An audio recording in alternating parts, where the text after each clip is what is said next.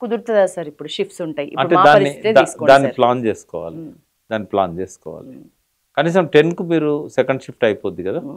Third shift ఉన్న వాళ్ళదేమో ఇంకొక life style. అవును, అమెరికన్ లైఫ్ స్టైల్ వాళ్ళకి తప్పదమ్మా, వాళ్ళు అనారోగ్యానికి గురవుతారు, వాళ్ళకి తప్పదు. దానికి ఏంటంటే హెవీగా ఫుడ్ సప్లిమెంట్స్ తీసుకోవాలి.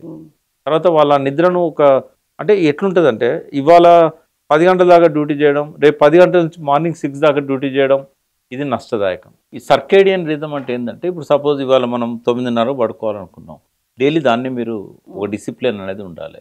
ఎన్నింటికి లేవాలనే దానికి కూడా డిసిప్లిన్ ఉండాలి. ఎన్ని గంటలు నిద్ర అవసరం మీకు ఒకటి చెప్పనా? ఇప్పుడు అన్నము, నీళ్లు, మంచి స్వచ్ఛమైన గాలి, ఇవన్నీ మన ఆరోగ్యానికి అవసరమే కదా.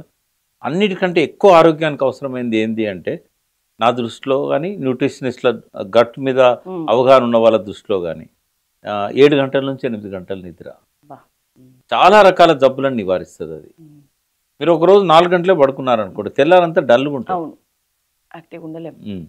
కాబట్టి మనకేంటంటే నిద్ర విషయంలో మనము పరాచికాలు ఆడద్దు. 7 నుంచి 8 గంటలు ఖచ్చితంగా పడుకోవాలి. ఎప్పుడైనా ఒక రోజు అట్లా ఎక్సెప్షన్ ఉన్నా కూడా నెక్స్ట్ డే మళ్ళీ ఎక్కువసేపు పడుకుంటే బ్యాలెన్స్ అయిపోతుంది. నిద్ర టైంలో కంటిన్యూస్గా 7-8 గంటలు నిద్రపోవడం వల్ల టీ సెల్స్ అనేటివి బాడీలో ఉత్పత్తి అవుతాయి, హార్మోన్స్ బ్యాలెన్స్ అవుతాయి, ఇమ్యూనిటీ బాగా పెరుగుతుంది, రోగ నిరోధక శక్తి, బ్రెయిన్ మీద కూడా ఇవన్నీ ప్రభావాలు చూపెడతాయి. అన్నిటికంటే ముఖ్యం అసలు గట్ట ఆరోగ్యం కాపాడుకోవాలంటే మనకు 7 నుంచి 8 గంటల నిద్రనే చాలా అవసరం. First medicine. అంటే లివర్ కూడా తనంతట తను రిజ్యూనేట్ చేసుకోవాలి. రాత్రి అంతా తినుకుంటూనే ఉన్నాం అనుకోండి, అది రిజ్యూనేట్ చేసి 6 అవర్స్ రెస్ట్ లివర్ కి ఇవ్వాలి. ఇప్పుడు నైట్ షిఫ్ట్స్ ఉన్న వాళ్ళ గురించి చెప్పండి సార్. నైట్ షిఫ్ట్స్ అయినా కూడా మనం ఏంటంటే నైట్ షిఫ్ట్ చేయొచ్చు, బట్ డైలీ అదే పద్ధతిలో ఉంటే ఇబ్బంది లేదు. మార్నింగ్ వచ్చేసి పడుకుంటారు, 4 గంటలకు లేస్తారు, నిద్ర మెయింటైన్ అవుతుంది. అట్లా ఉంటే మొత్తం డిస్టర్బ్ అయిద్దమ్మా. అట్లా ఎవరు కూడా ఒక 6 months కంటే ఎక్కువ జాబ్ చేయలేరు. మీడియా ఒక రూలే రావాలి సార్. ఇప్పుడు మీరు చెప్పిన దాని ప్రకారం అయితే మీడియాలో కంటిన్యూగా ఒక నెల పాటు ఒకటే షిఫ్ట్ ఉండాలి, లేకపోతే 15 days అయినా మినిమం ఒకటే షిఫ్ట్. అసలు అట్లా కాదు, ఎట్లుండాలంటే ఒక 15 days నెల కాదు, కంటిన్యూగా సంవత్సరం అంతా అట్లే ఉండాలి. నైట్ షిఫ్ట్ నైట్ షిఫ్ట్ ఎందుకంటే వాళ్ళ జీవితంలో వాళ్ళు డిస్టర్బ్ కాకూడదు. ఇప్పుడు అమెరికా కంపెనీల కోసం పనిచేసే వాళ్ళు ఉంటారు, వాళ్ళు ప్రతిరోజు కూడా నైట్ 10 నుంచి 6 వరకు ఎంతో ఉంటుంది. అది కంటిన్యూ అయితే ఇబ్బంది లేదు, ఎందుకంటే మార్నింగ్ పడుకుంటారు. పడుకుంటప్పుడు ఒకటి గుర్తుపెట్టుకోవాలి, కళ్ళకు మనము మాస్క్ అప్పుడు ఎట్లయితే నోటికి వేసుకున్నామో కళ్ళకు డే టైంలో పడుకునే వాళ్ళు కళ్ళకు మాస్క్ వేసుకోవాలి. అంటే చీకటే ఉండాలి, రూమ్ మొత్తం చీకటి ఉండాలి.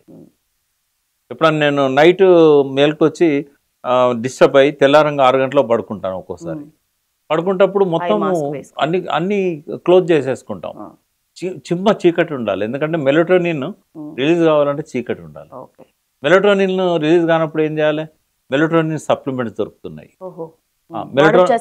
మంచి అంటే హెర్బల్ సప్లిమెంట్స్ వాడాలి. ఇప్పుడు అంబే ఉంది, మోడికేర్ ఉంది, ఇట్లాంటి సంస్థలు ఏం చేస్తున్నాయంటే హెర్బల్ సప్లిమెంట్స్ ను ఇంట్రడ్యూస్ చేశాయి. నేను వేసుకుంటాను. ఒక్కోసారి ఇప్పుడు రాత్రి నిద్రాభంగం అయితే ఖచ్చితంగా ఇంకో 4 గంటలు నిద్రపోవాలి, 6 గంటలు పడుకొని 10 గంటలు లేస్తాను.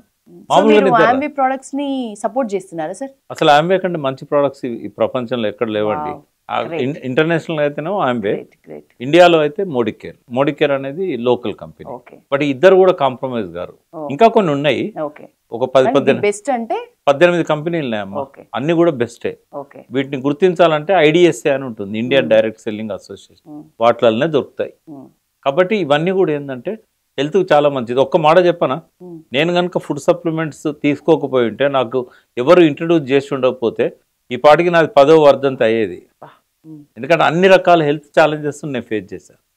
బికాస్ ఆఫ్ దెమ్ ఈ రోజు నేను హెల్తీగా ఉన్న 68 ఏళ్ల వయసులో ఇట్లా గంటల కొద్దీ యాక్టివ్గా ఉన్నాను. నాతో ఉన్న ఫ్రెండ్స్లలో, నా క్లాస్మేట్స్లలో కానీ చాలా మంది చనిపోయారు, చాలా మంది కంప్లీట్గా బెడ్ రిడన్ అయ్యారు, చాలా మంది ఆ వీల్ చైర్కు పరిమితం అయ్యి లేకపోతే ఆరాం చైర్కు పరిమితమై టీవీ చూసుకుంటున్నారు. ఈ టైంలో నేను ఇప్పుడు నా జర్నీ స్టార్ట్ చేశాను, ఇంకొక ఎండింగ్, హెల్త్ విప్లవం, ఆరోగ్య విప్లవం. అంటే ఎందుకు ఇది అవసరం అంటే పూర్వకాలపు అలవాట్లు పోయినాయమ్మా. వాస్తవంగా చెప్పాలంటే వెనకటి అలవాట్లు చాలా మంచి, వాళ్ళు తిన్న ఆహారం కూడా చాలా మంచిది. అంటే ఆహారం అనేది ఎవరు కూడా మీరు ఇది తినాలి ఇది తినకూడదని నిర్దేశించరు. ఈ జంక్ ఫుడ్ సంగతి పక్క పెడదాం. ఎథ్నిసిటీ, ఒక ప్రాంతంలో రాయలసీమ ఉంది, అక్కడ టెంపరేచర్ తగ్గట్టుగా, అక్కడ పంటలకు తగ్గట్టుగా, అక్కడ వెనకటి వాళ్ళ జీన్స్ తగ్గట్టుగా అక్కడ రాగి సంకటే వాళ్ళకి బెస్ట్ ఆహారం. మనకు రైసే మంచి ఆహారం. కొంతమంది వైట్ అన్ని అవాయిడ్ చేయాలని నేను కూడా గతంలో చెప్పాను, ఇప్పుడు కూడా కొన్నిసార్లు చెప్తుంటాను. బట్ ఒక రూల్ అనేది ఏమి ఉండదమ్మా. మీ శరీర తత్వం వేరు, నా శరీర తత్వం వేరు.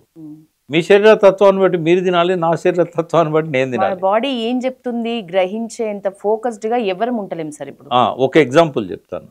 మన బాడీ ఎప్పుడు సిగ్నల్స్ ఇస్తుందమ్మా. మన ఆలోచనల గురించి మనం ఏమంటాం, మనసు మాట వినండి అంటాం. మన శరీరం మాట కూడా మనం వినాలి. నిద్ర వచ్చినప్పుడు పడుకోవాలి, ఆపకూడదు. ఇట్లాంటివన్నీ.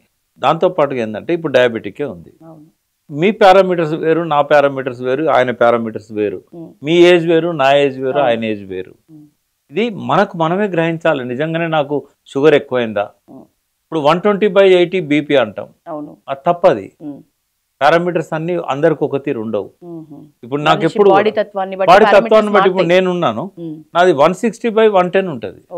డాక్టర్స్ ఆశ్చర్యపోతారు, నీకు బాగా పెరిగింది బీపీ అంటారు. నాకేం తేడా తెలుస్తలేదు కదా. నాకు హెడేక్ వచ్చేదాకా నాకు బీపీ లేనట్టే. నాకు నీరసం వచ్చేదాకా, ఎక్కువ సార్లు మూత్రం పోయడము, ఎక్కువ సార్లు దాహం కావడము, ఇవన్నీ వస్తేనే నాకు డయాబెటిక్ ఉన్నట్టు. ఇప్పుడు నా పారామీటర్స్ ఏంటంటే నేను ఫాస్టింగ్ 160 ఉన్నా కూడా నాకు డయాబెటిక్ ఫీలింగ్ రాదు. కొంతమంది ఫాస్టింగ్ 200 ఉన్నా రాదు. కాబట్టి ఈ పారామీటర్స్ అన్ని తప్పమ్మా. ఇదంతా మెడికల్ మాఫియా క్రియేట్ చేసింది. మరి ఎట్లా నిర్ధారించుకోవాలి సార్? ఇప్పుడు నాకు షుగర్ ఉంది లేదు, నీ శరీరమే నీకు చెప్తుంది. ఇప్పుడు నీకు షుగర్ బాగుంది అని అంటే ఫస్ట్ అతిమూత్ర వ్యాధి ఉంటుంది, రెండవది దాహం బాగా అవుతుంటది, మూడవది నీరసం బాగుంటది, తినంగానే విపరీతమైన నీరసం వస్తుంది. ఇవన్నీ కూడా నీకు డయాబెటిక్ లక్షణాలు. ఆ లక్షణాలు రానంత వరకు నీకు శుభ్రంగా తీసుకోవచ్చు కదా. అన్నం వద్దు, రొట్టె తినమని చెప్తారు డాక్టర్లు. తేడా ఏం లేదు. జొన్న రొట్టెలో కానీ గోధుమ రొట్టెలో కానీ ఉండేది కార్బోహైడ్రేట్. కొంతమంది డాక్టర్స్ మీరు పండ్లు తినండి అంటారు. ఆ పండ్లు ఏమైతుంది, ఫ్రక్టోజ్ తర్వాత సుక్రోజ్గా గ్లూకోజ్గా మారుతుంది. అది తేడా ఏముండదు, 2-3 గంటలు లేట్గా వస్తుంది షుగర్. ఇవన్నీ ఎవరి జీవితాన్ని డాక్టర్ చెప్తున్నట్టుగానే ఉంది. మీకు ఒక ఆశ్చర్యం చెప్పానండి, ఈ భూమి మీద ఎవరు ఎక్కువ కాలం బతుకుతున్నారు అనేది మీరు గూగుల్లో, మీరే కాదు ప్రేక్షకులకు కూడా చెప్తున్నా, గూగుల్లో కనుక మీరు common Indian man average life అని కొట్టండి, యావరేజ్ సిటిజన్ లైఫ్ అని కొట్టండి, ఇండియన్ సిటిజన్ లైఫ్ 67-68 అట్లా వస్తుంది. అవునా కదా? అడిగినా చెప్తారు కదా మీరు. యావరేజ్ లైఫ్ ఎంత అంటే జపాన్లో అయితే ఇంత, చైనాలో అంటే ఇంత, భారతదేశంలో అయితే ఇంత. అదే డాక్టర్స్ గురించి అడగండి, ఇండియన్ డాక్టర్స్ యావరేజ్ లైఫ్ అని అడగండి. ఎక్కువ ఉండాలా తక్కువ ఉండాలా? నిజానికి ఎక్కువ ఉండాలి, ఎక్కువ ఉండాలి. బట్ 55-57 మనకడ తక్కువ ఉంది. వాళ్ళు ఏం చెప్తారంటే మేము రోజు స్ట్రెస్ గురవుతాం. ఎందుకంటే పేషెంట్లకు ట్రీట్ చేసే క్రమంలో ఆపరేషన్ థియేటర్లో ఉండొచ్చు, పేషెంట్ ప్రాణం కాపాడాలన్న దాంతో మాకు ఎక్కువ స్ట్రెస్ ఉంటుంది. తర్వాత రాత్రి పగలు మేము సరిగా నిద్ర ఉండదు మాకు, ఇవన్నిటి వల్ల మా ఆయుర్దాయం తగ్గుతున్నది అని అంటారు. బట్ నిజాలు మాట్లాడుకోవాలి మనం. వాళ్ళకి ఏంటంటే ఓవర్ కాన్ఫిడెన్స్ ఎక్కువ. అంటే వాళ్ళ తప్పేం కాదమ్మా. ఇప్పుడు వాళ్ళు ట్రీట్ చేయడం వల్ల కూడా ఎక్కువ మంది చనిపోతున్నారు అని అంటే కాపాడే ప్రయత్నం చేస్తాడు ప్రతి డాక్టర్. కానీ వాళ్ళు నేర్చుకున్న వాళ్ళనే తప్పుంటే, వాళ్ళు పెట్టుకున్న పారామీటర్స్ వల్లనే తప్పులుంటే ఎట్లా తప్పులని అనగలుగుతున్నా అంటే మీ టాబ్లెట్స్ వల్ల ఎక్కువ మంది ఆ ప్రాబ్లం తగ్గుతున్నది, భయంకరమైన ప్రాబ్లమ్స్ పెరుగుతున్నాయి.